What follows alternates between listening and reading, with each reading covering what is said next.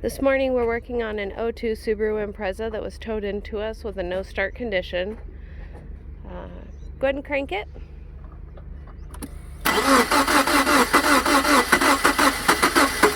Almost there.